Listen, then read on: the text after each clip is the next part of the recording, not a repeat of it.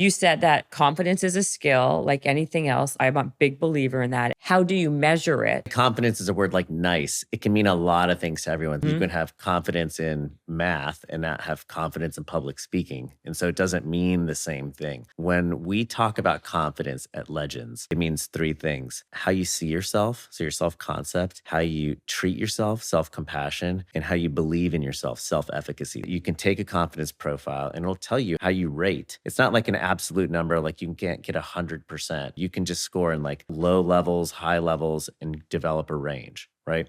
On things like self-compassion or self-efficacy, self-belief, or self-identity. These are really fundamental things that we should be teaching children that dramatically improve how they show up in the world, not in like a theoretical way. Your performance is determined by how you feel about yourself.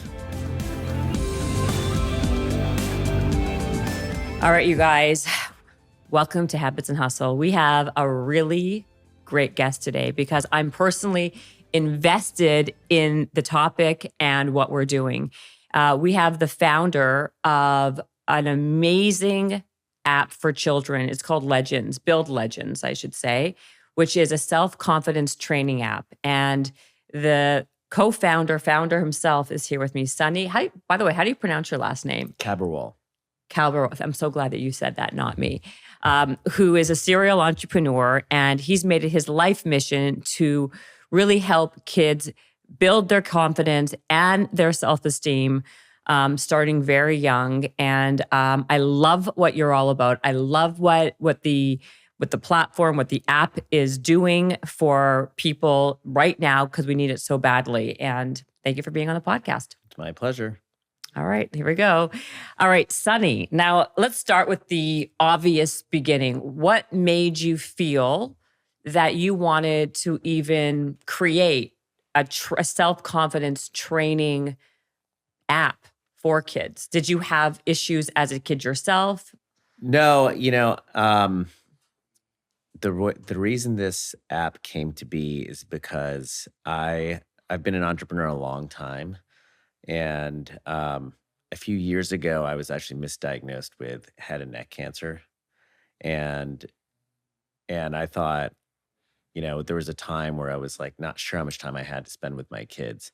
And luckily, the issue was resolved. And it turns out I didn't have cancer, which is an incredible, scary thing we could talk about later. But it also— Hold on, the doctor told you that you had cancer? He said it's very likely I had head and neck cancer, which is an extremely dangerous thing. And my kids were, that was maybe 4 or 5 years ago.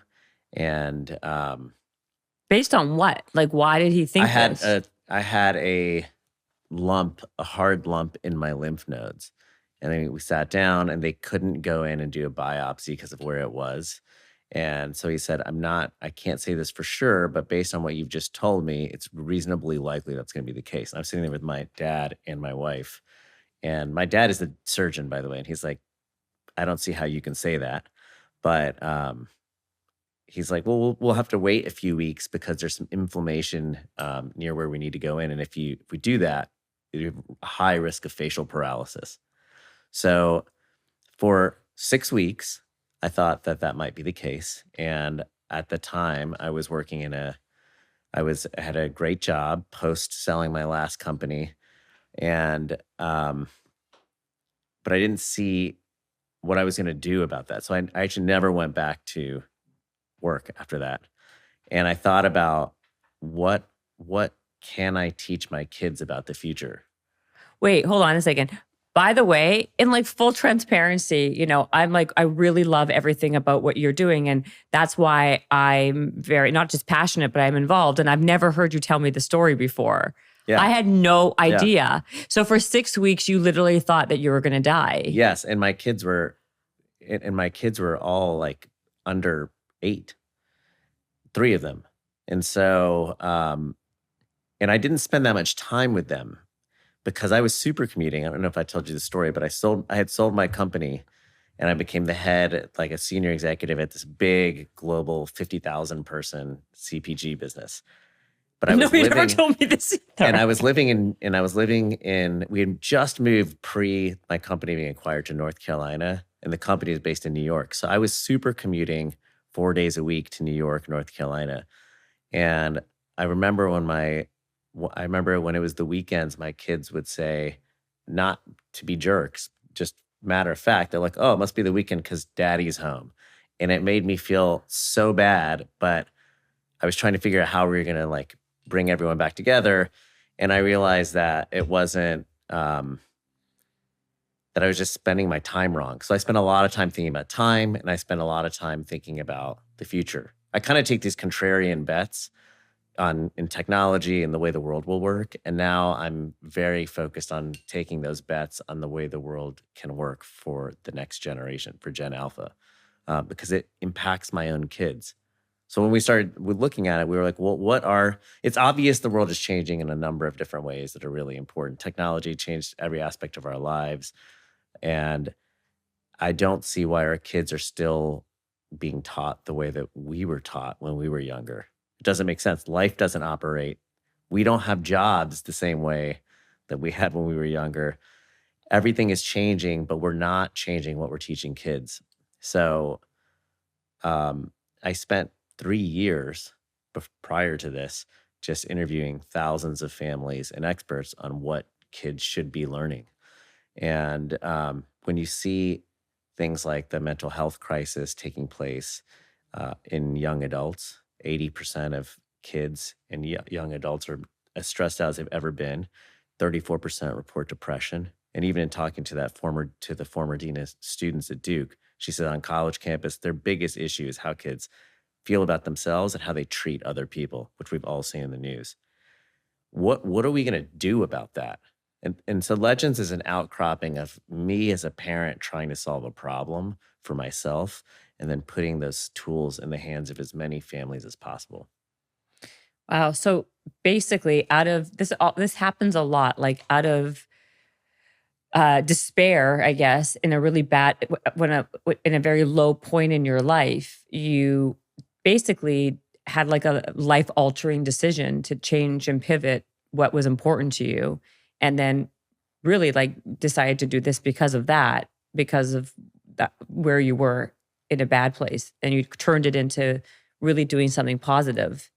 Yeah, it's I think it just helped me understand something that really everyone understands intuitively on their own, but it helped me reprioritize, I would say, where I wanted to spend my time and effort and energy. My background now for the last 20 years, I've been an entrepreneur. So I wanted to use my entrepreneurial skill set on what I think is my top priority, which It's your is kids. my kids. Yeah. My job is as an entrepreneur, but my main job is as a parent. So That's 100% true. I feel the same way.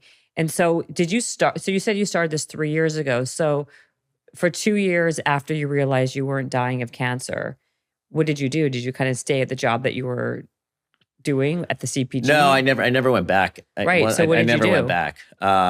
So in that time, I decided to unwind a lot of things. So we were, okay. for instance, moving back to New York, doing a bunch of things that I decided I didn't think made as much sense anymore. I worked on a project to try to build community. I have another big belief that when you're part of something bigger than yourself, there's a big epidemic of loneliness.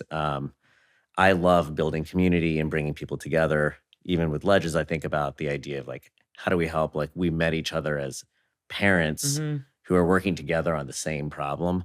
So I worked on a community project in North Carolina where I was living at the time. Where was it? And then it's called Union. So the idea was, can you build a physical space that can bring people together in much the same way you see private members clubs, but could we make it really affordable and focused on diverse interests? So for instance, like, right now as a parent, you meet people, a lot of times you meet people through your kids and things of that nature, but it makes way more sense to meet people through your own interests as an adult. And I think that happens less and less. And it's very difficult, particularly the more involved you are in your kid's life. Could we find ways to use technology in physical spaces to bring communities together around adults' interests? So what happened to it? COVID is right. pretty debilitating to in person. in person meetup. And the other thing I always think about is affordability in space. So I want to make things that can change how we operate as a society, but I also want to make sure they're really affordable. And creating affordable physical spaces is really difficult when costs creep. So that was a big challenge. Okay, so then walk me through how this started because, okay, so 3 years ago, you said that you started to interview a lot of people, thousands of people. Yeah. So was it that when the union idea was, when COVID hit and you couldn't do that anymore, Yeah. then you started to rethink this idea. And Yeah. then how did you land on doing a self-confidence training platform for kids? Like, Yeah. where did that go? How did it go from what you were doing to what it is now? Yeah. So somebody reminded me by asking in COVID, what would the Boy Scouts look like if they were started today? And I thought that was like such an interesting provocation, you know? By the way, Boy Scouts, Girl Scouts, they're still around and they're thriving still. People are still doing it. Yeah. I mean, I think that there's like a variety of different opinions about the Boy Scouts. Have been plagued with scandal and even the Girl Scouts to some extent. I think they are valuable. I think the idea of preparing your kids, a lot of times your kids aren't getting lost in the woods anymore. They're getting lost online. And so we're thinking That's about true. what are new skills, like do they need to learn how to tie a knot or do they need to learn something else? And I think it doesn't mean that I don't think those skills are relevant, but what would be the skills you would teach if you were starting from scratch today?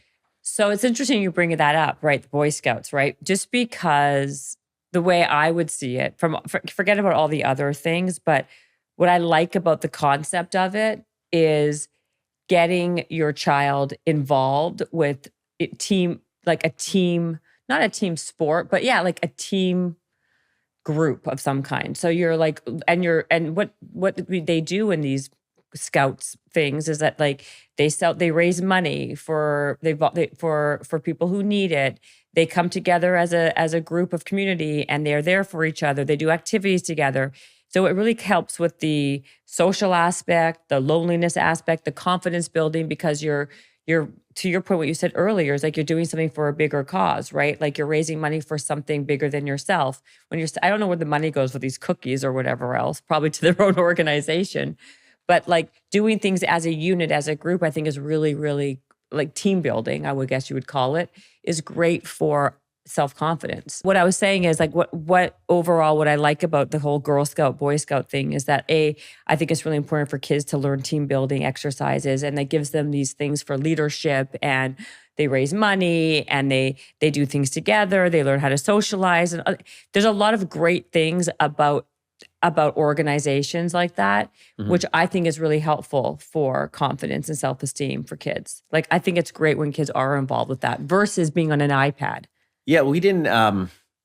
So we should go back to that. Yeah, no. We I should go think back to the iPad and its pros and cons. But I didn't get to the idea of confidence. Only didn't emerge as the thing to teach. In the conversations we had, I talked to this woman I mentioned, Sue Waslick. She was the dean of students when I went to Duke undergrad. And she was really impactful in how I saw the world and some of the programming I did there. She has been at Duke for 42 years, responsible for student life. So in a way, she's seen 42 straight years of 18-year-olds in America, hundreds of thousands. Yeah, and so she wow. knows what almost like a 1988 vintage American at Duke looks like, and a 2007 vintage American Duke. She's been there, and she's been for 10 of those years, or maybe more than 10 of those years. She lives on campus in a dorm. What did she say? I'd like to. This is interesting because I only have like an N of 3. I have 3 kids. I know what I know. My friends know what they know. I was curious to know, what does someone. My job is, remember, our jobs are to take our kids to the time they're 18, and then they're on their own, right? She, meanwhile, has been seeing 42 years of 18-year-olds in America. So I thought, I bet she has an opinion that I would like to hear. And I had my own thoughts what she would say, and I was blown away. It's not what I thought at all. She said, that if you need to teach your kid how to take care of themselves, kids who are successful at 18 know how to take care of themselves, their family and friends and their community. And increasingly, they're unable to do so. It's our biggest problem on college campuses. They're spending tons of money on psychiatrists and therapists and all these interventions that are taking place when there's already a problem. And it is a huge problem on college campus. You can see it on the news. If you look at what's going on college campuses, it doesn't matter what political spectrum you fall on, nobody thinks, including people who run colleges, that the kids are okay. Not only that, I've saw a ton of research of recently actually talking about kids today, 18-year-olds, I should say, not kids, but people who are 18, 19 are the generation. I thought it was like Gen Z, isn't that Gen Z? Yeah. Is they're the most ill prepared for life. They have all the variables to be successful, but they have almost zero self-efficacy, less than ever before. And so they're scared to even do anything. So there's less entrepreneurs. There's less people who are trying things because they don't feel they can. And so that doesn't surprise me that she says that. What did she say? If that's happening now, and let's say she's seen that in the last few years, what did she see as the evolution of that? Where did it start with social media? No, well, social media has an impact. Mm-hmm. She thinks it starts with how people are parenting. Mm. She thinks that the parenting has changed a lot. So there's, a technique that we've seen, and when it comes to that's a thing that's damaging to kids' confidence is actually how parents treat and talk to them.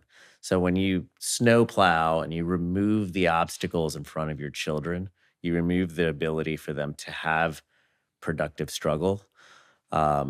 You're actually doing them a huge disservice. And so, you've probably seen this recent study of 800 hiring managers that took place, and 20% of Gen Z applicants attempted to bring their parent to the job interview.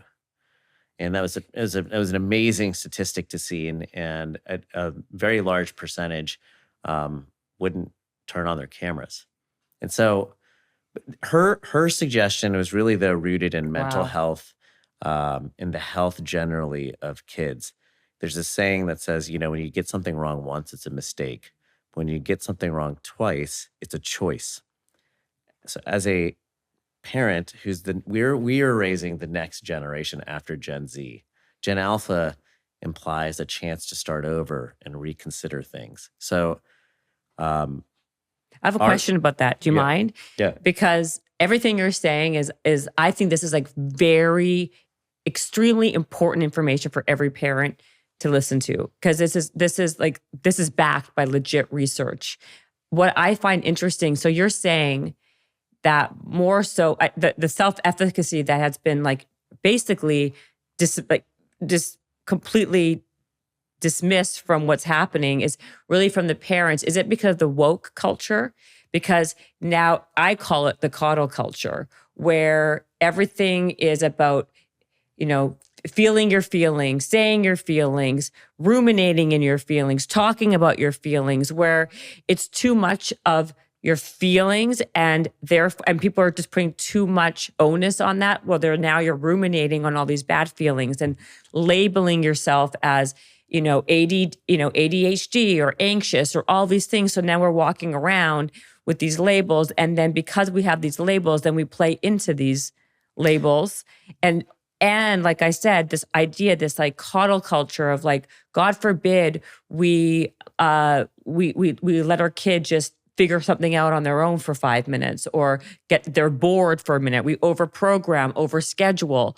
And these helicopter moms, you're creating, quite frankly, very fragile, weak people with zero ability for resilience, which is very dangerous for Generation Alpha.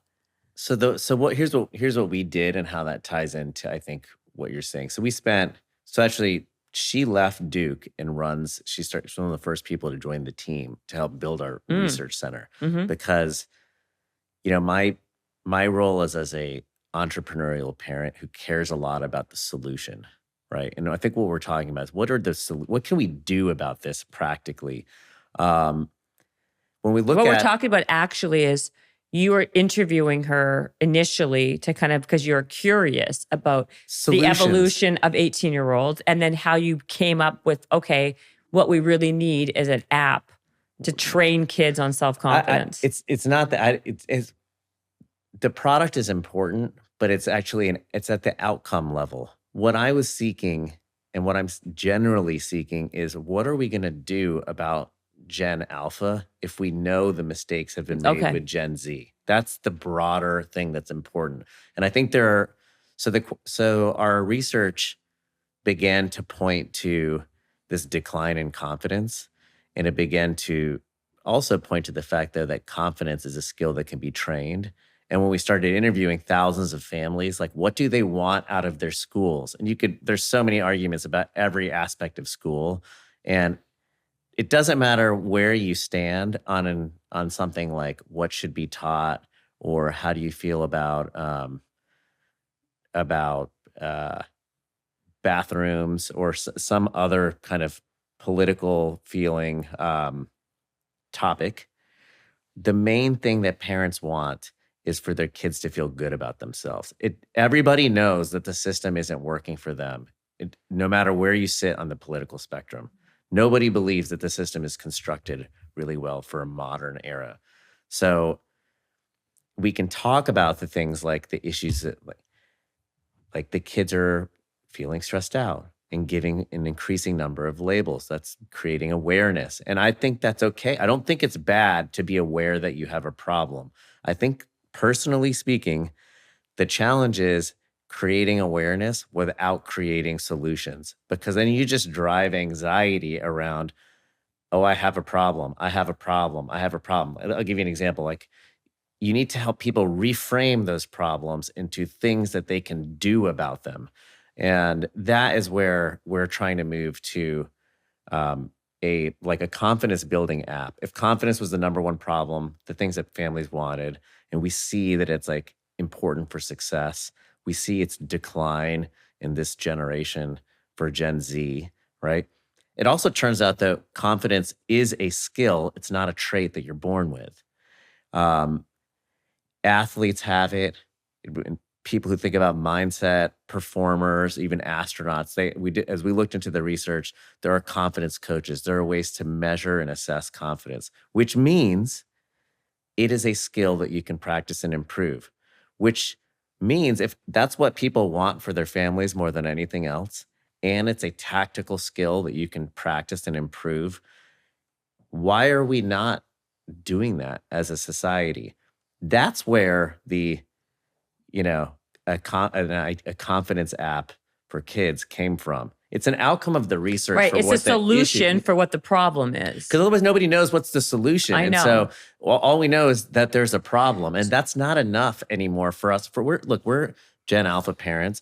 I don't have time, and nor do I have faith that the powers that be are going to come up with solutions for our kids in the time frame that we need solutions. So we need to take matters into our own hands and be able to go, what are real solutions and how can we give them to as many people as possible?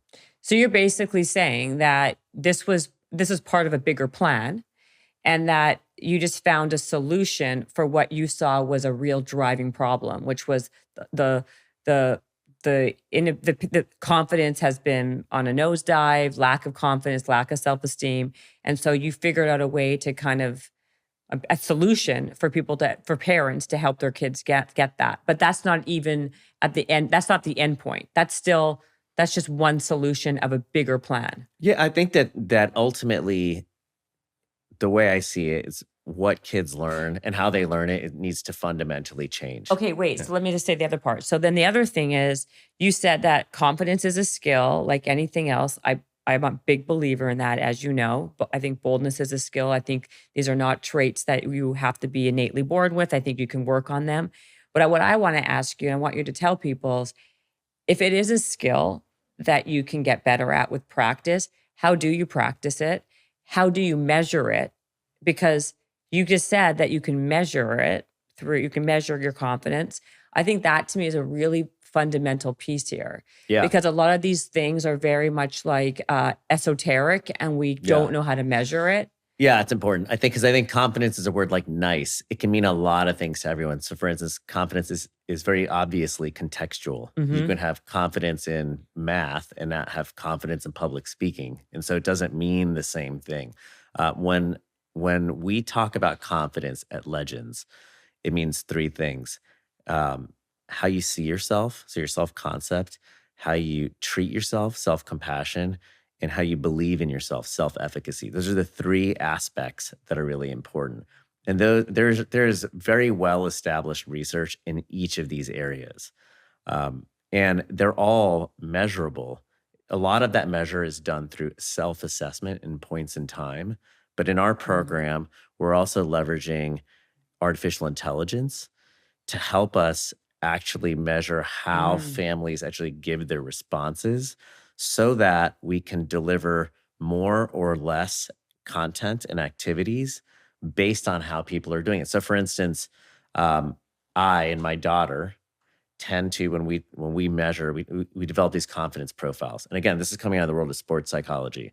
You can take a confidence profile and it'll tell you how you rank, how you rate. It's not like an absolute number, like you can't get 100% or make 100 out of 100. You can just score in like low levels, high levels, and develop a range, right?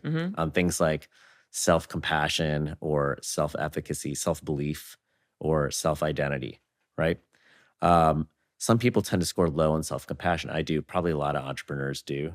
And when you think about high performance, that's an issue where you're really hard on yourself.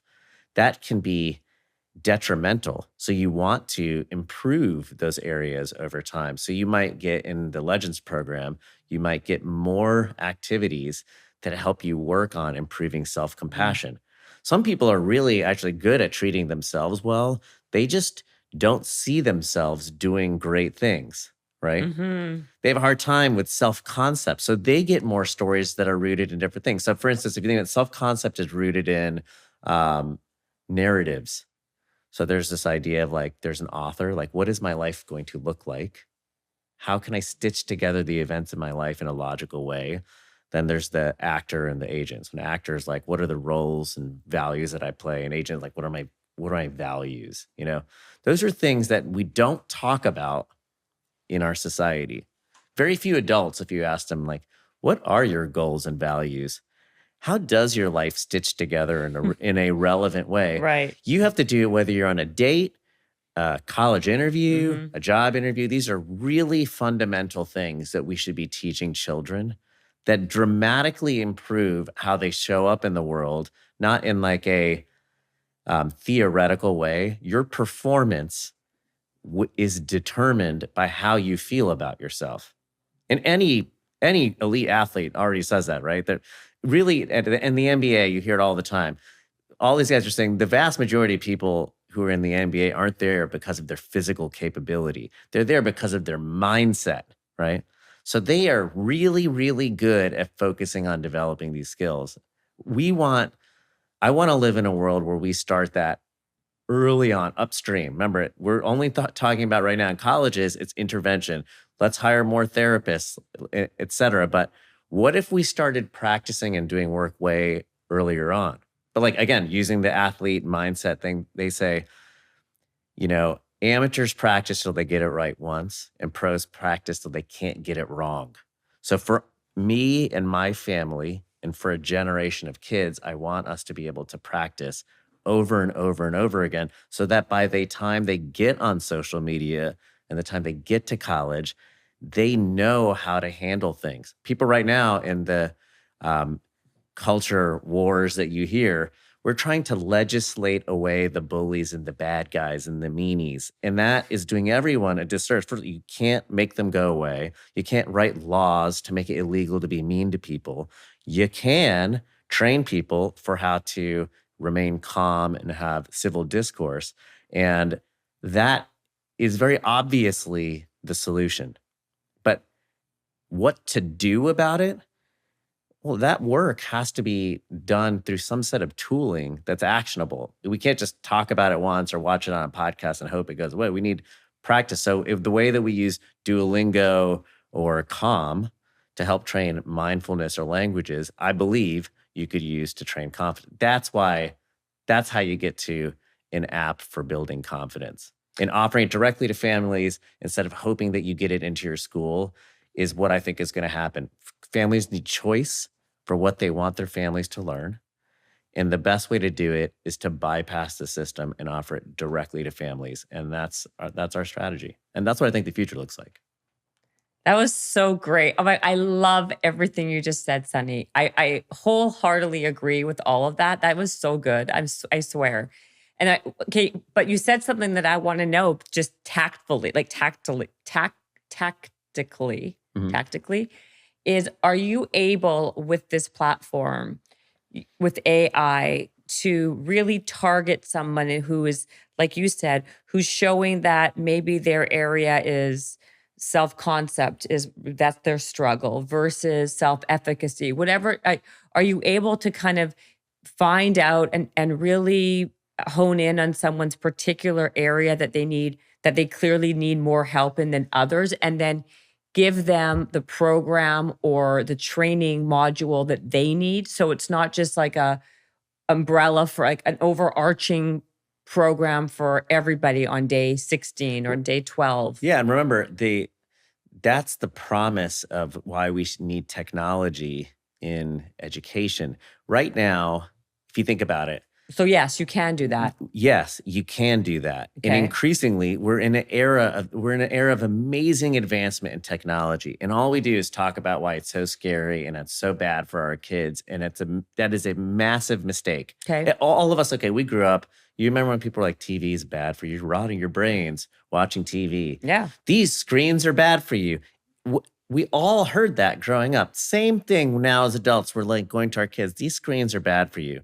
But just like Sesame Street was like, we could use these screens to put good content on them, it makes sense that we could use these screens and technology to help our kids. They don't have to be tools that are bad for our kids, as long as we take a point of view on what is it that they're supposed to be doing. So instead of just like painting it with a really negative brush, it's part of it's part of our society. It's part of our culture. So you might as well do the best you can with what you have and provide it with content and things that can actually up level you. And deliver personalization. Yeah. So personalization, whether it comes to legends or anything else, is the answer. Remember back in the early days, people used to have private education with, in the time of, education's outset, when you're looking at like Aristotle and Plato, you would get to know the child and they would get, an education in that regard, right? Then as society got bigger and bigger and the needs got different, we moved into an industrial era. But you're saying you can basically you're saying that you guys can personalize someone's needs based on what you find through technology. And you're going to see that happen across education. Okay. Right? So what's going to happen is education, kids are going to be able to learn more and more and more things in a more personalized way. And we're going to see the move away from one size fits all education, because one size fits all fits no one. No one buys, everybody gets customized things. DoorDash knows what you want to eat. Netflix knows what you want. Everyone is consuming everything in highly personalized ways. And it's so obvious that that's going to move to education. It's so fun. It's not so, but things like sometimes the things that are so, common sense is not so common.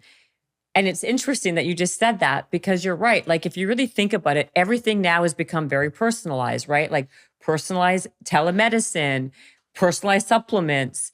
Everything is so customizable to exactly what that person needs and wants. But yet the most important thing for kids is education. And it's the most archaic thing that has not been customizable yet. And we even say things like crazy. You shouldn't even be allowed. There's a number of people who believe you shouldn't even be allowed to have a say in what your kids learn, which is it's a crazy thing to do. Look, if you think about it, America is built on two things, in my opinion. My parents, I grew up in rural North Carolina, And my dad came with $7 to the United States for the American dream. He went to $7. Albert Einstein, where they just did that $1 billion. That woman just gave $1 billion so that everyone's always free tuition. Einstein Oh in yeah. the Bronx. So he came there, did his medical school. Wait. became No, a tell me. doctor. You just said that to me, but So explain. there's a philanthropist just gave. She was one of Warren Buffett's early Berkshire Hathaway person, and she's in her 90s, and she just gave $1 billion grant to help so that so all the students at Albert Einstein School of Medicine, Yeshiva University in the Bronx, That's where your dad went? will receive free medical tuition for, I think, forever. I think right now there are two important things for Gen Alpha that will dictate what the future looks like broadly. America has two things that I think are so important. There's the American dream, and there's the freedom of choice. That's what it's built upon, right? So when my dad came here, he came with $7 with the idea that he could build this amazing life for himself. And a lot of people can identify with that thought. We moved from, the Bronx down to Asheboro, North Carolina, a rural North Carolina town. And people always say they ask me nowadays people look at me as a Sikh guy and they go, that must have been horrible. And it shows you where we're at. Certainly I had differences with people around us, but I enjoyed living in that town. My parents still live there and they love their community. And even though They still live in North Carolina? yeah, they still live in this small town that they've lived in there for like 45, 50 years. They've been living there and they love this town, and they find that they have a lot in common with people, even though they're really different than them. They have a lot of the same values with people, and they're fundamentally different. They moved there in the 70s. And what they taught me growing up at a young age was that you can see all the differences in people, but mostly you have most things in common with most people. And you can see your differences as weaknesses, or you can see them as strengths. And right now, we live in an environment where differences come across as weaknesses, and we look at them like, oh, I should be a victim because of my differences. And I think that's a mistake. It has not, in my own experience, the differences that I have, when you are able to see them as strengths, have been the reason why I've been able to achieve things. Like I was able to play in my favorite band growing up, the Thievery Corporation, because I played an obscure drum that I played at a Sikh temple. And I was like, I wish I could play with someone. I almost manifested this opportunity to play with this band. After 9/11, there was so much backlash against Sikh people. And there was a desire to put, people in different ways of being represented. That's how I did this fashion modeling thing. I became the first turban-wearing fashion model by just taking a different perspective of how can a difference be a strength. And I think that the way that would be an important skill to teach people, that's a different version of confidence, right? But that American dream really is alive. And the majority of Americans, I saw this thing in the Wall Street Journal the other day, that the majority of Americans think that the American dream is dead. And I think that we would be doing Gen Alpha, our own kids, in that next generation, a disservice to believe that. And I don't think that's true. And the way we can create dreams is by teaching them that they have all of these opportunities, right? They have the ability to choose the things that are inside of them that are really strong and double down on making those things great. Not looking at those, why are all the things bad? Why is everyone else making me bad? But they can look at things and go, I could do this. I am this thing that I see as a difference. I can double down on that. And I think if we invested in strengthening that, what we're calling confidence and self-efficacy and capability from a young age, it can solve so many problems through really like mindset training. And I think that is the most important thing that we can do. Instead of trying to make everyone the same and fit into a box, I think we should be trying to lean into the differences. That's what makes America great. What makes America great is the idea that we have incredible strengths. I just watched Oppenheimer a couple days ago, and I realized like they bring the best people in the world who are very different together around common problems. Can I just say something also? I think what's important about all of this is that people learn these lessons to like later, right? When they've already kind of like had a lot of like problems and issues and didn't really work on these very fundamental foundational things to make you go for it or ask for it or do it, right? And so what I really love about everything that you're doing and what we're talking about is because you are literally, when I say you, it's like what we're trying to do is we're trying to prime your brain for your successes in every area of your life early on. So you kind of walk into college, let's say, with self-efficacy and through your junior high. And when you are in this world, you kind of have a shift of how you think of yourself and see yourself and talk to yourself. And you kind of nip it in the bud, like you do it early on when your brain is forming and when you do have that ability to prime. And you just have to practice it. Look, you see in the startup world. So I come from the startup world, and you Right. come from the performance, the fitness world. But both places say everything you want is on the other side of like fear, right? Yeah, You just and also of fear, but also doing hard things. I think what the big and thing failing a I lot. think is, yeah, and failing for sure. Failure is just is basically your entree to success. But I also believe that the way you really build confidence is doing hard things. And when you see you can actually accomplish hard things, it builds your self-efficacy. If you see yourself being competent. Like I believe there's a big correlation between competence and confidence. If you see yourself as competent, that's what builds confidence. And if you can do things little by little, brick by brick, and that's how you build it. And so when you're building it, when you're starting at a young age, that's why I'm like such a huge believer in what this is because that's what I feel kids are lacking. Because for whatever reason, because the parenting of the woke, whatever the reason is, you are now you're instead of focusing on only the problem, you're giving someone a solution. And so it's like, okay, if this is the issue and there is like a real decline in confidence and self-esteem and self-efficacy, here's how we can make it better. And you can make it better by doing this for 5 minutes a day, 10 minutes a day. I really want to ask you, from all the research, what have you seen, and what have you seen to be the amount of time necessary? Is it a daily act of training? Do you do it daily? Do you have to train daily for confidence? Do you train weekly for confidence? What's the minimum amount of time that you need to do this? What's the maximum amount of time? Give me some kind of parameters here. Yeah, so I'll say we don't have. First of all, we don't have all the answers. This is a journey that we're just beginning. We're just, Okay. we're taping this a week before we're publicly launching the business. Okay, so I'll wait a couple weeks until we actually No, but I'll this say up. so. But we've been working on it for 3 years, and we've seen in our result, we've been working with this for thousands of families so far, and I've been using it with my own family because I don't want to put something out there I don't know works. 90% of people who go through our program and do at least 90 days of activities show a measurable increase in confidence. Okay, wait, okay, first of all, how old are your kids? And what's the age that this is really tailored for? So let me just talk about here's how Legends works. So it's targeted for families with kids age 7 to 11.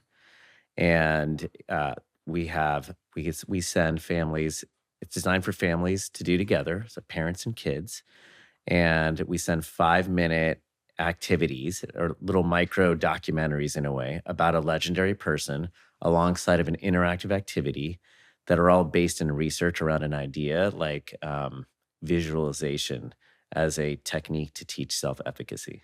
Makes sense? Mhm. So an Makes sense. My example- kids are doing it right Yeah. now. Listen, I just finished saying, I'm obsessed and love everything about this. I think it's not only just brilliant, I think it's necessary and needed. And I don't know why anybody would not use this tool when it's available. So it makes sense. Yes, it makes sense to me. But the way, so the question you asked was how often, how long, and there's no, just like we talked about, there's no right answer when it comes to the healthcare system and personalization and everything else. There's no real right answer, but you want to do it as much as you can. It's probably like working out and eating right. If Yeah. you No, really want to make it a part of a lifestyle, in my opinion, and that the hardest thing isn't deciding whether you want to do legends, in my opinion. okay. The hardest thing is making it a priority, which is why we try to make it really short. We try to make it, you don't need to do it a lot, but I do think, we talked about before the research around just naming and saying people have problems isn't, necessarily all that helpful. And there's a lot of research coming out that says, just naming a bunch of problems can create more problems, right? Yeah. But I was watching the Huberman podcast the other day where he's talking about physiology and what the next generation needs to learn. It is important that you're able to understand and be aware when you're having when you're facing a conflict or an issue. So I think awareness is a big part of it, and then tactically understanding what you're going to do. Like, I'm going to take a breath. I'm going to say this to myself, is really, really powerful. And that is a difficult, that's easy to say and hard to do. It's like eating right every day or getting 8 hours of sleep or, not thinking about anything while you meditate. Yeah. So Yeah. being able to catch how you feel and redirect yourself in a positive way is a piece of training that is hard for adults, so it seems impossible, but is actually very possible. Plenty of athletes and top performers do it, and it's a thing I think all kids should start. There's no downside to being able to train positive mindset. What I also want to say, the thing that I think is really important for anything like this is the idea that you're building a habit, right? And more than anything, it's that when you start doing something over and over again, that in itself, even if you don't do it every day, but you become used to and comfortable doing that thing where that in itself reminds you in itself, right? Like, oh, because even though I may not, eating well, or like you were saying earlier, exercising, it's the fact that like after a while, it becomes kind of part of your routine where you just become much more conscientious and conscious of it. So if you have these negative talks or bad ideas or bad concepts or self-conceptually or self-efficacy or any issue that you may have that may be, or not me, or a child's having that may take them down the wrong path, it's a good like kind of reminder or like a rejig that, oh wait, I remember doing this, or I saw that, or I was taught that, or you're giving your child these really positive feedback or memories or ideas that these things are possible tools for them. One of the things that so Does that I make agree. sense? It makes a lot of sense, but one of the things I didn't realize, probably the most positive aspect, I'd love to hear your take as a customer, but we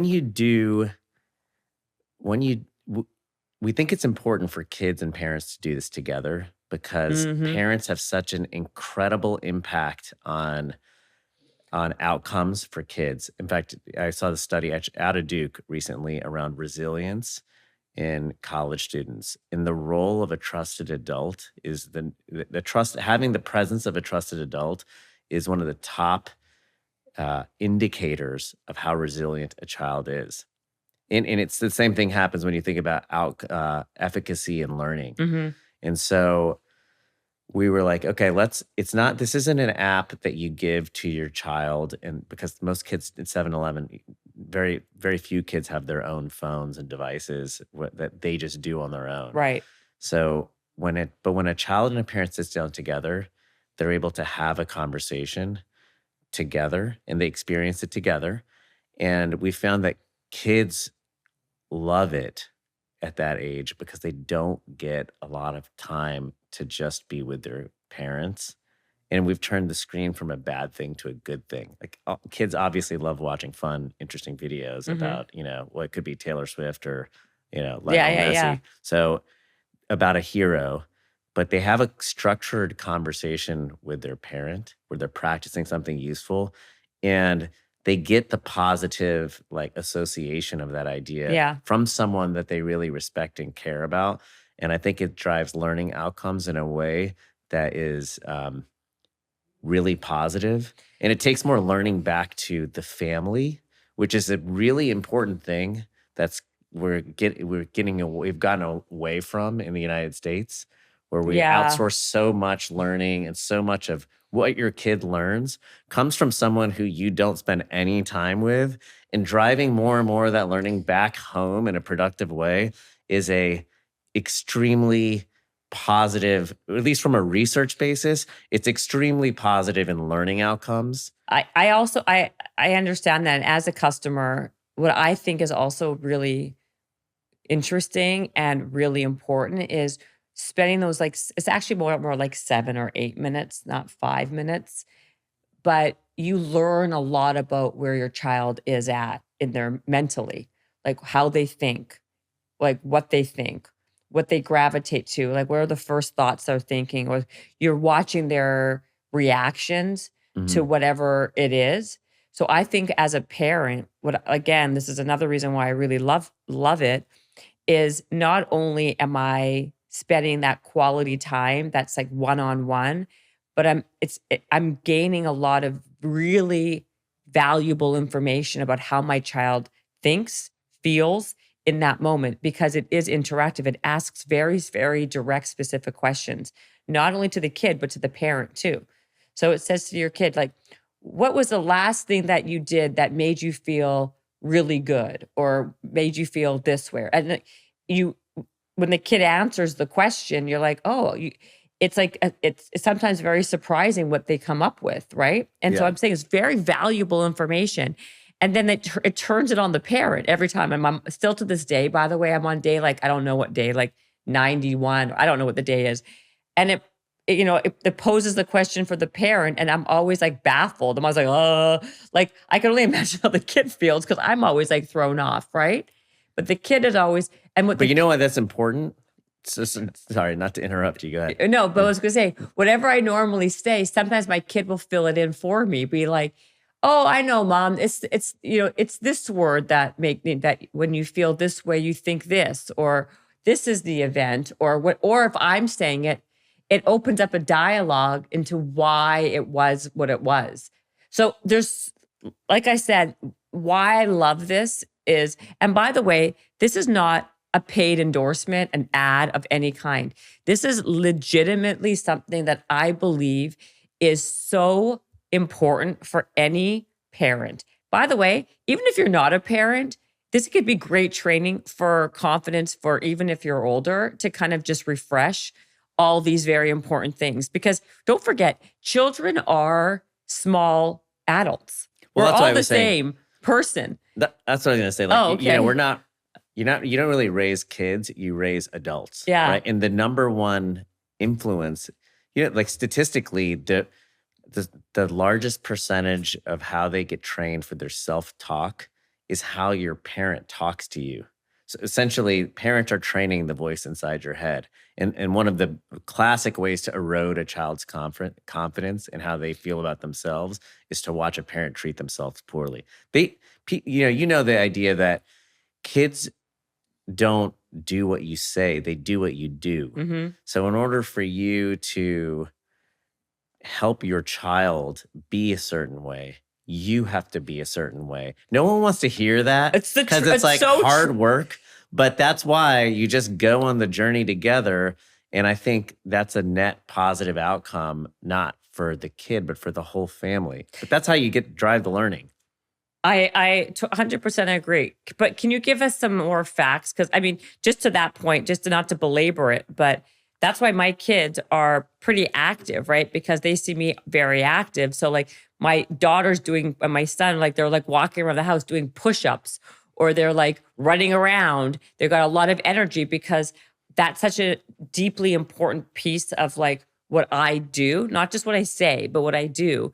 And kids are parrots. They mimic, kids are parrots. They mimic what they see. So that's another thing, right? Like, I really believe like it does all start at the home. And, what else have you seen from all the research? Yeah. Are other things that people can do? Forget about, the training, self-confidence, but to give kids more self-confidence besides the obvious things, the things that I talk about, like obviously team sports. And that's why I was saying earlier, I love like even for whatever reason, the Boy Scouts, Girl Scouts, it's like, it's still very much a feeling of community and team building and socializing. Other than those types of things, show me and tell me other things that we can do to help our kids with their self-esteem and confidence. So I'll give you a few things that I've seen. And we have obviously hundreds of examples in this program of tactical research-based things that you can practice. I'll give you one for the parent and one for the child, or parent and child. So there's this National Science Foundation piece of research around the voice in our heads. And we have roughly 15 to 60,000 thoughts a day, which is a big range, but like tens of thousands of thoughts a day, of which on average, 80% are negative and 95% are repetitive, which is scary. So who you are is what you're saying to yourself over and over and over again. And a lot of it is really negative. So once you stop to understand that that's your own construct is who you are, and obviously then you can impact your child. So we're taking something out of like HBR's research and studies for leaders, for business leaders. Like, what is the right ratio of positive to negative statements when you're trying to foster a strong sense of achievement in a person? Or we're just applying business strategy, leveraging research. They're saying there's no like perfect way to be perfect on this, but on average, if you're going to say something negative to your child, it's a good idea to be aware of how often you're saying negative versus positive things. And for every negative thing you say, you should try to give 5 positive pieces of reinforcement. Otherwise, you'll cycle into a place where they're just thinking about the negative thing, right? And it's just a piece of awareness for when you're a parent, you're talking to, you are training your child's voice in their head. And it is important that you recognize that. So when you're going to say something negative, which you have to all the time, it's important that you understand that you have an obligation, if you're considering this, to drive the number of positive things, which requires now awareness on you. So you're saying for every negative thing you say, you need to have 5 positives. Yeah. To make it equal, like to balance it out. There have been a lot of studies conducted on what is the optimal number of positive to negative things in management relationships to create a sense of camaraderie and positivity, because managers have to give negative feedback. So it's not just for children, right? No, this is for everybody. You're saying so the ratio is 1 to 5. It can be as high as 15 to 1, but like it can't be 1 to 1, because what happens is, based on the mindset research, they're going to spin the negative thing way more times than the positive thing. And when it comes to a child, you're essentially setting them up to have another hurdle to overcome in their mindset. Make sense? Yeah, it makes total sense. In fact, actually, I had this conversation. I had a woman on my podcast who is she had a book called Mind Your Manners, and she's got a Netflix show called the same thing, named Sarah Jane Ho. And in her book, and we talked about this on the podcast, we talked about for every bad impression you give someone, like if you're giving somebody a bad first impression, or it will take you 8 positive impressions. She says 8 is a number to supersede that bad first impression. So the number was 1 to 8. So you're saying for like, that's or above. So there's a lot of, I love numbers like that. I think it's very important. Like I love statistics like that because it gives us a context to where we should be shooting for. Exactly. And then not a statistical tactic, but a very specific tactic that you can do that I actually did that I learned from Serena Williams, from the research on that. So a lot of people ask, and probably in your world as well, when it comes to do affirmations work? So I'm going to explain how and why affirmations work and a tactical thing you could do. So there are 5 core ways to build self-efficacy. So the first is, and Huberman talks about physiology, the ability to actually remain physically calm is the first thing you need in order to believe that you can actually, as a tool of self-efficacy. If you can't remain calm, you have no real shot of controlling whether you can believe in, you can actually do anything. Then verbal persuasion is an important part of it. So that's what an affirmation is. Saying you can do this, like I got this. That's a quite relevant thing. Visualization, being able to see it, right? And then also a mastery experience, like you pointed out, evidence. Can I actually do this, right? And then a vicarious experience. Can I see someone else do it?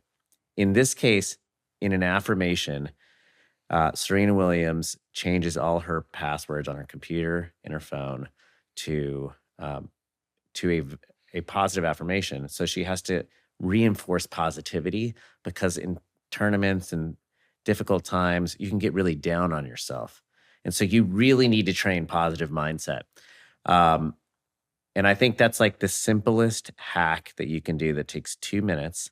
And you could just go in, change your phone, change your password. You can turn off Face ID and force yourself to say something. But the key to a good self-affirmation, because I love that.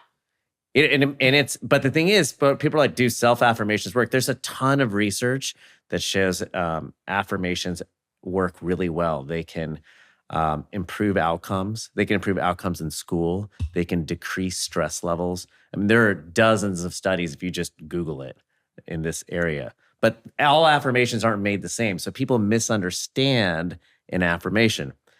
An affirmation is really a value that you believe about yourself. I am hardworking. I am really fortunate. I'm a good parent. These are all like very good affirmations. What's a bad affirmation is something where it's performative. Like, I'm the champion. I am number one.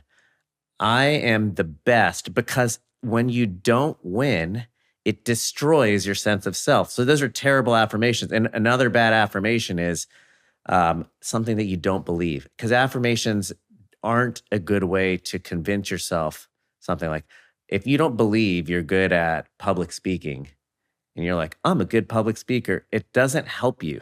So when you realize that, and that's actually one of the things I've found in Legends, it's not just like learning a tactic, but learning the why behind the tactic for a child or for a parent can be powerful. So you can say something like, I am hardworking. It helps build that sense of self over time.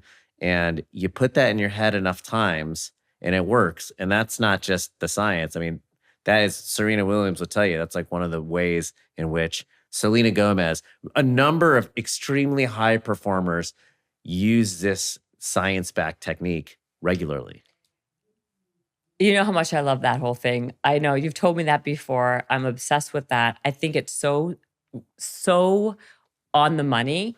So you have to say an affirmation that you actually believe is true. So people have to sometimes dig deep and say, okay, what is it? What's that one thing I really believe in myself? Like that really talks to me, that really is me. And that has to be the affirmation versus something that is just arbitrary, because otherwise it means nothing. It's arbitrary. And the other thing, as you said earlier, it can't just be these performative, like I'm the best, I'm a champion, I'm amazing. There has to be like meat on the bone, basically. And that's how you can see how the program then is structured. So good. So you start by going, what are things that you believe about yourself and why? And then later on, you have to go, here's how you're going to go about setting yourself up to repeat those things. And so that's how we move through the progression of levels. So good. And I believe every child honestly, every person should have to go through those things because those are the skills of the future. I saw this thing. You know who Jensen Huang is? NVIDIA. It's like the most valuable company in the world now. They make all the Yes, AI I do. chips. Yes, I Okay. do. And he said a couple of things that I thought were really important. One is, he was like, they were like, "Oh, would you ever start NVIDIA again?" He was like, "I would never start a company because it's so hard. It's incredibly difficult and difficult. It requires so much belief in yourself." But he said, in the future, it does not matter to learning how to code is a mistake. The things that we're teaching kids now are a mistake because like English will be the language. You just will speak. What matters is that you develop mastery in an area, because the people who are masters in an area, who have really done the hard work in being good in any area that they believe in, are the ones who are going to then create the programs of the future. You don't need to learn how to code with AI. So as we think about like what the future looks like, we want to empower kids with the ability to be their best self, not with trying to teach them arbitrary skills. Our world is fundamentally changing. So the skills are like critical thinking and reasoning and fitness and, confidence, all of those types of financial literacy. Those are the skills that are going to matter more and more. And the skills like algebra, algebra, I think, is used in less than 5% of jobs and is the number one reason that people drop out of school. Algebra? Yeah. Really? Yeah. It's like one of the, it's either algebra or calculus. By the way, I wouldn't be surprised because that was my Achilles heel and it made my life so horrible. I wanted to drop out of school because of it. I'm not surprised, actually. It's like one of those, one of the major math programs that's a foundation of learning. Oh my God, it's so true. Is rarely used. If you think about it, like what does trigonometry mean if we were sitting here talking about it? People study that in school. No one is using that. We need to be using our time. I think that the world of education is going to massively expand. The skills that we're going to teach is going to massively expand. And it's going to create more specialized, productive, stronger, confident individuals who are going to be able to realize greater things in the future. And I think that is the future path for America. I think that's how the American dream starts getting realized again, where people begin to go, oh, if you're a creative and you're struggling in spite of, you're successful in spite of school, you go, why would I put my kid in this system? Why wouldn't I be able to help them amplify the things that they're really good at and be able to be great in those areas? Then use these new technologies to be able to expand upon them. So what would be the next? So then what? Like, what's phase two? Phase two for you basically changing the way we teach, educate, learn. I think that what you'll start to see is exactly what you've seen in the way that education is going to be disrupted is very obvious to me. So what is phase two? If the confidence app is phase one of your grand plan to overtake the world of education and how children are going to be taught, what is phase two? I can see what's going to happen. And I just want to I'm very committed to being a part of making the change. So I don't think any one person is going to come along and disrupt the space. I think there's going to be a lot of players that come in. So, the education industry is a $1.5 trillion space today in America. And I think it's too small because we think of it as like K through 12. And it's really a space where everyone needs to be learning all the time. And they need to be learning many more things. So it needs to be for a broader range of ages. And it needs to expand into broader range of ages. Skills. Yeah, I think like right now, if you think about it, just as us as adults, it's not normal for adults to think that they need to constantly be learning. For some adults, it is, but like learning is really a lifelong thing and is really important in a time when everything is changing. We know jobs are going to look different. Oh, I see what you mean. You mean that most people are not into personal growth or Yeah, they say, like, constantly, I see you know, what like you're saying. college is wasted on the young. Yeah. You'd go back, you're like, this is what I Yes. learned now. It's because we only think of it, we think of credentialing at a certain age. And then that's we're like, true. and then you're done. Now you have a job. But really, I think you're going to be learning for a longer period of time, and you'll be learning a broader range of skills. And I think, therefore, the size of the pie is truly trillions and trillions of dollars. Mm-hmm. And right now, technology is not at the core of any of it. I think of one smart technologist said a really good way of thinking about any industry is imagining what it would look like if it was started in the age of technology. Okay, so here's what we've seen happen in other areas where there have been a monopoly or a government-run institution that they begin to be like privatized, which is essentially what school is like today. Let's take transportation. Let's take cabs, right? You could look at hotels and other spaces like this where a technology-driven disruptor comes in. First thing that happens, Netflix, what happens is it's a small company. There's an opportunity for the incumbent to change. I see what you're saying. So you're saying that this is the beginning of a massive overhaul in a massive industry. Just how like Netflix came in as like category defining. By the way, change. do you remember when Netflix was a red box, like in the front of a supermarket? Well, actually, it turns out one of the Netflix co-founders started Redbox. Yeah, wasn't that Reed or was it the other guy? No, I think it was a different Mark. I had them on my podcast. Hold on a minute. It wasn't. I can't remember this story, but yeah, so Redbox was there, but obviously Blockbuster had an opportunity to buy Netflix, and they're like, whatever, and that was a famous example 100%. Of the demise. That story happens all the time, and it happens the same way every time we all watch the same movie, and for some reason we think it won't happen. It happened when I was going to India. I went to India, and people were like, very smart people were like, no one is going to buy things on the internet in India when I moved to India in 2010. And you moved to India in 2010? Yeah. And I had to start an internet company to start an e-commerce business. So you moved to India for it? Yes.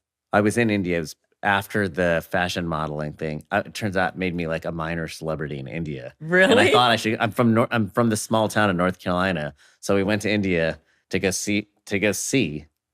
And everyone loved the fact that American brands had put this Indian Sikh guy as a fashion model, and they didn't want brands from India. But all of the stuff that was Kenneth Cole, like, all the products are made in India. And so I thought, what if you could just make great products in India that people could feel good about? What does a brand really mean? And we'll sell it online. And that was in the time of like Fab.com and Gilt Group. And people were like, you don't understand.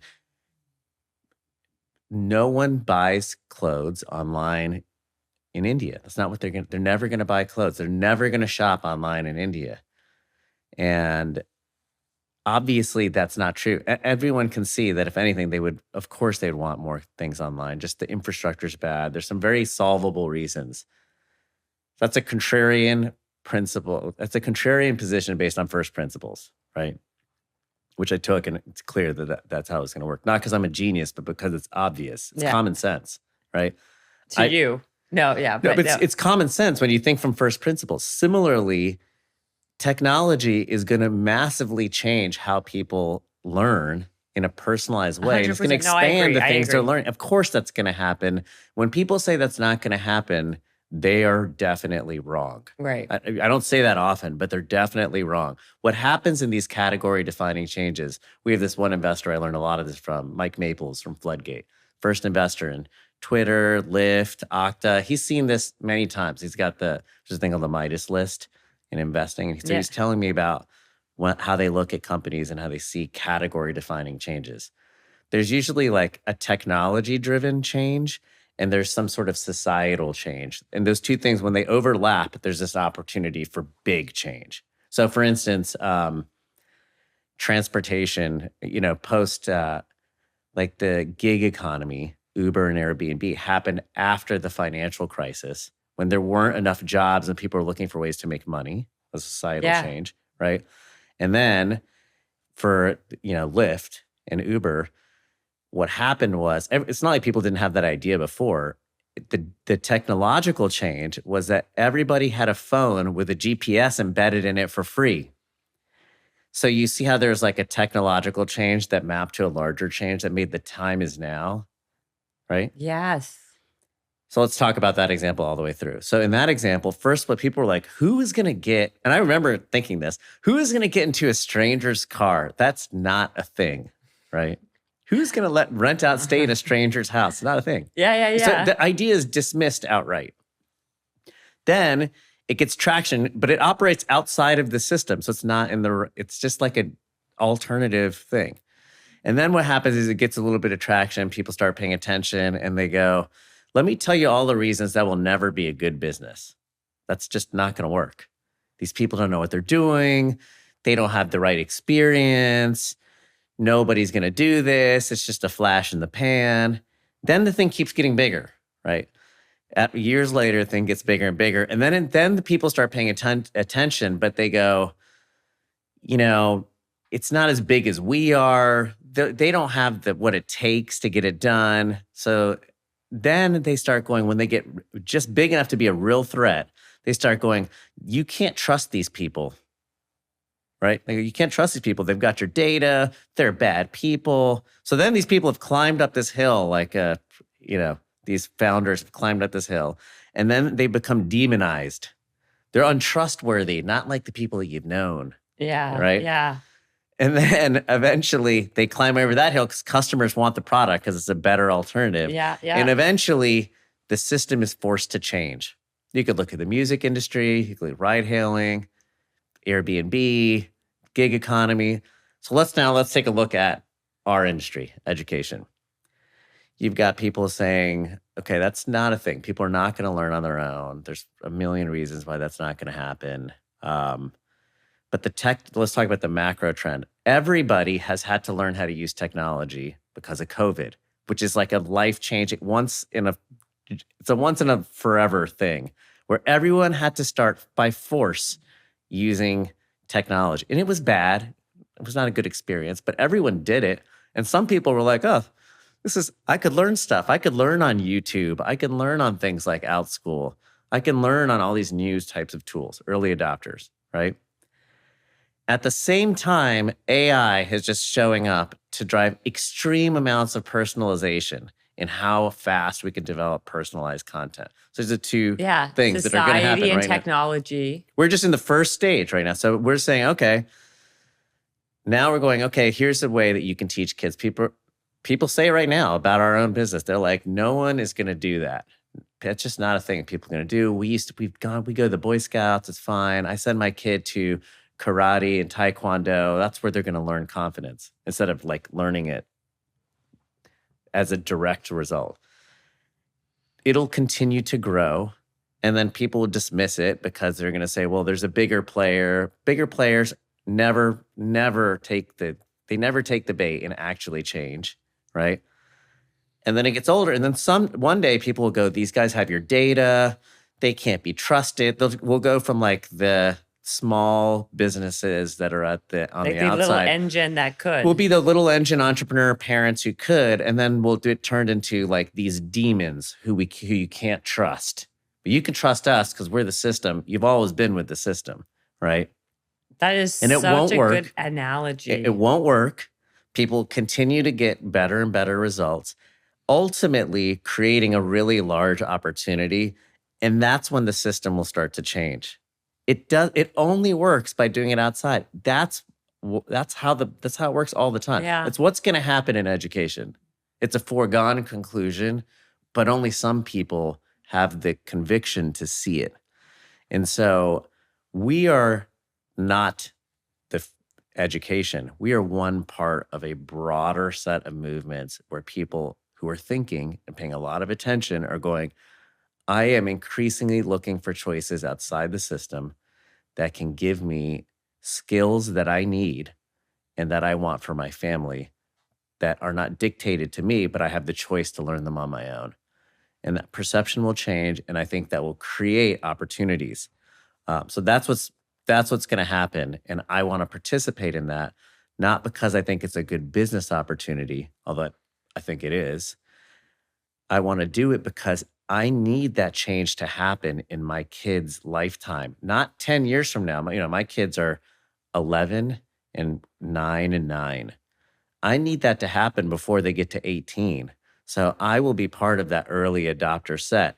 And I hope that other people are interested in participating in whatever way, shape, or form that might be. Our kids are exactly the same age, just by the way. But I love that way you described it. And that is that's such a truism in what's happened in music. Look at Spotify. In life, in everything, like everything. When iTunes took over the record, like it made the record labels obsolete, and now Spotify kind of made iTunes obsolete. This is what happens. Streaming video, like movie or Netflix production, with Blockbuster. I mean, all of it in every major industry or corner of life, there is something that ends up being the new way of doing it, where the other thing becomes completely obsolete. I think Nike should run schools. I think you'll see it's possible that smart, giant private companies would begin to move into the education space. Companies that could do it are Nike, because Nike is interesting because they believe everybody could be really good. They take the thesis. A lot of new education programs use the idea of coaches and guides versus teachers. Well, first of all, IMG runs a school. IMG runs. It makes sense, right? So I mean, it's not so far fetched to think that Nike will run a school. People would send their kids to a Nike school. First of all, not only that, Nike's probably one of the biggest. Probably, I think there's a relationship between. Well, actually, maybe not, but Nike has some kind of affiliation with IMG, or at least their athletes. At least the. I athletes. mean, I have a back of the envelope plan if I was Nike for what I would do to go about driving that path, because you have an ultra high margin adjacency that's all about mindset and performance and bringing out the best in yourself. And ultimately, Nike believes that everyone who has a body is an athlete. Yeah. Just like, we believe that everyone who's born has something that they're good at. It's a very obvious. Google could be in the school business. YouTube, over half of the kids in Gen Alpha and Gen Z go to YouTube as their first source of learning. Not only that, do you know now, when we were kids, it used to be when they say, what do you want to be when you grow up? And it was like, oh, a doctor, a teacher, a dancer. Now people are like, I want to be a YouTube influencer. It's the number one thing that people want to be. It's the number one thing that kids want, or young people want to do now when they grow up, is being a YouTube influencer or Instagram influencer. That's the number one thing. But I don't think that's why they should run it. I don't think they should run it. But I think that's like, it's a clear indication of where we're going in life, is what I'm saying.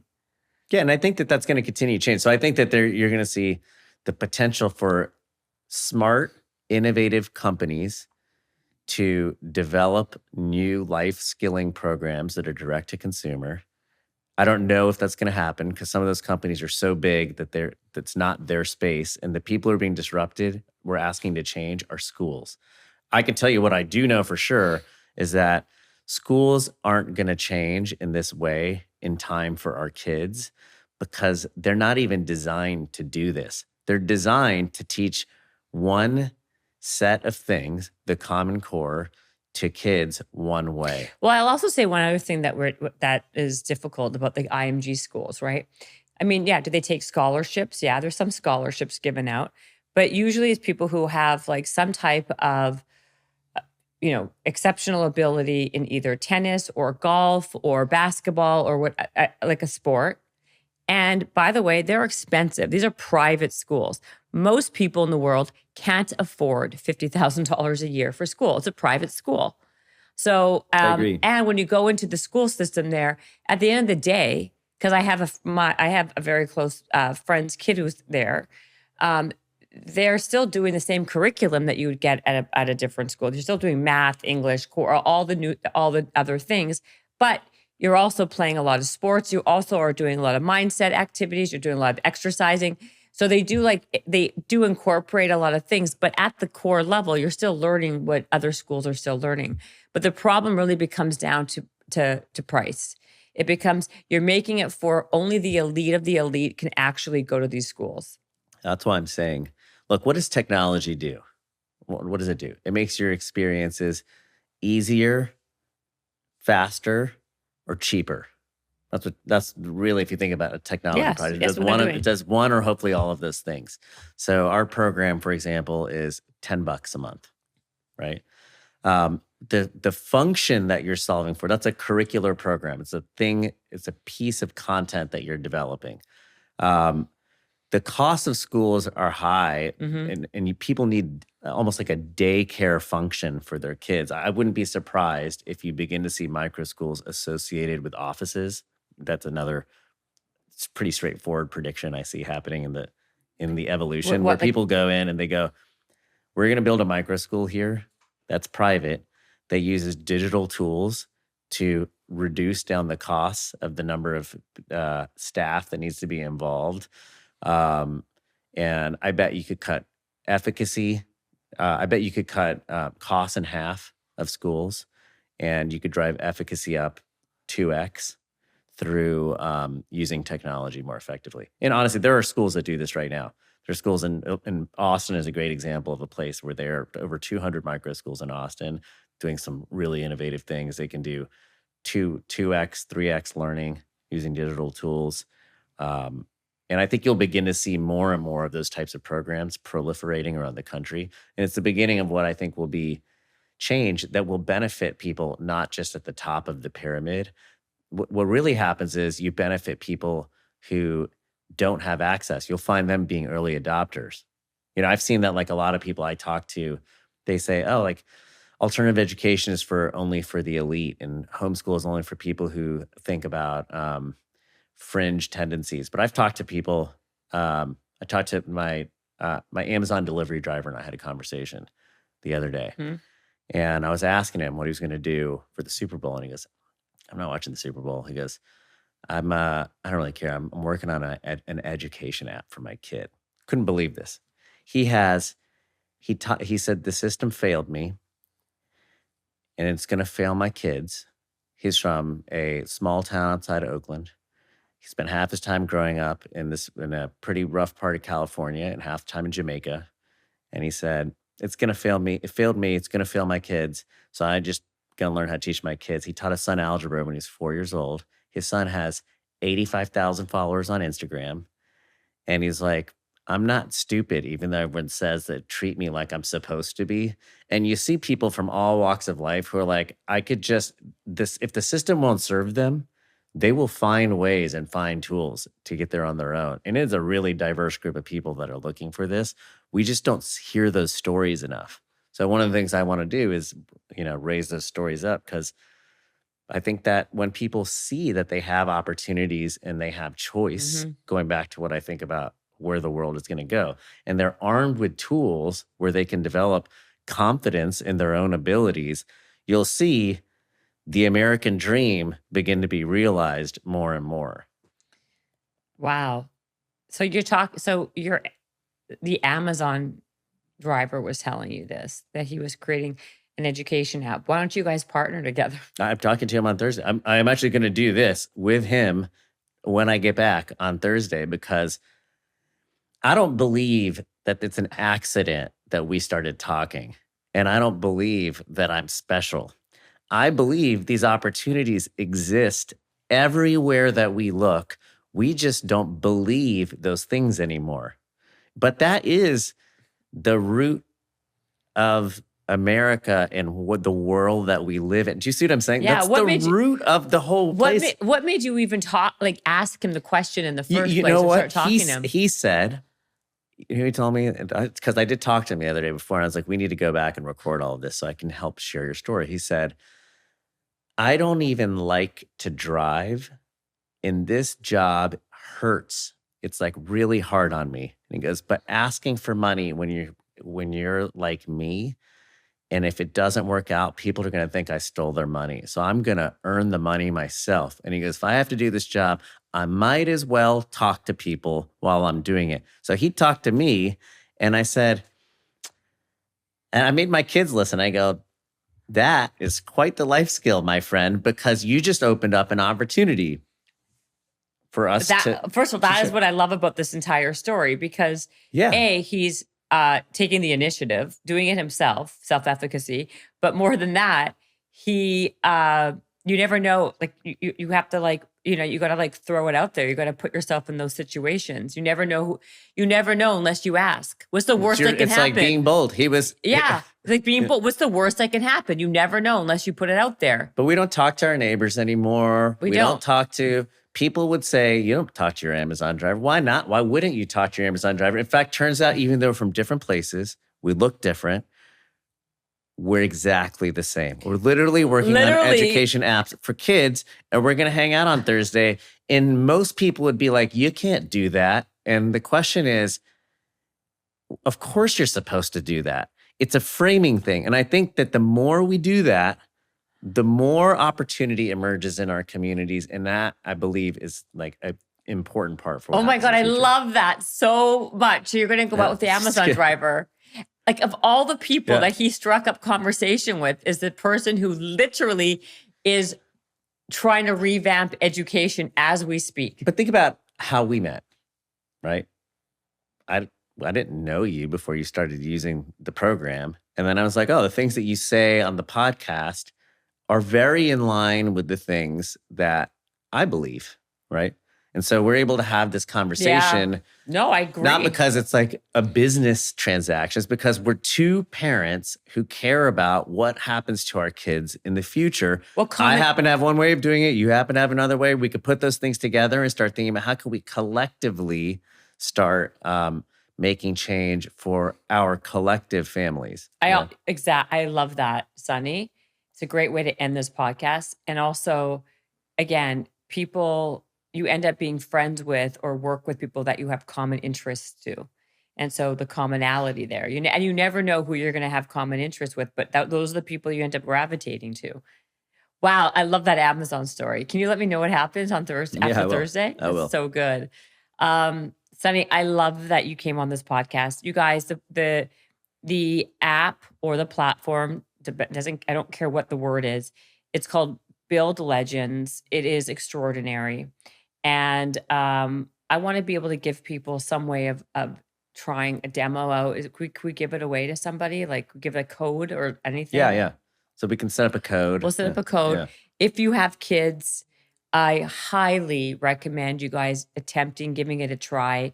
Try it for a week, 2 weeks, 3 weeks, and see for yourself how extraordinary it is. By the way, and like I said earlier in this episode, it doesn't even matter if you have kids. Try it for yourself. If you need a boost in confidence, self-esteem, and just to see out of curiosity how it works, you should try it yourself. This is the wave of the future. I love what you're doing. I love how your brain works. I love how thoughtful you are of how you perceive and move through the world, doing extraordinary things for the future. And I'm very honored that you came on the podcast. I'm honored that I work with you, that I know you. And I'm just excited to see what else, like how it evolves. So that is all I have to say. Would you like to finish with anything? Thanks for having me. I'm excited. I'm excited to see how it goes. I think that the feeling's mutual. I think that there are a lot of people who collectively are working on how we can make the world a better place. And I think that a lot of times we use that in a really simplistic way, but one of the best things to do is to start at home. We can't wait for a system to change or someone else to solve our problems. Could not agree with you more. Thank you, Sonny, for being here. Bye, everybody. Have a great day or evening or whenever you're listening to this. Bye. Bye.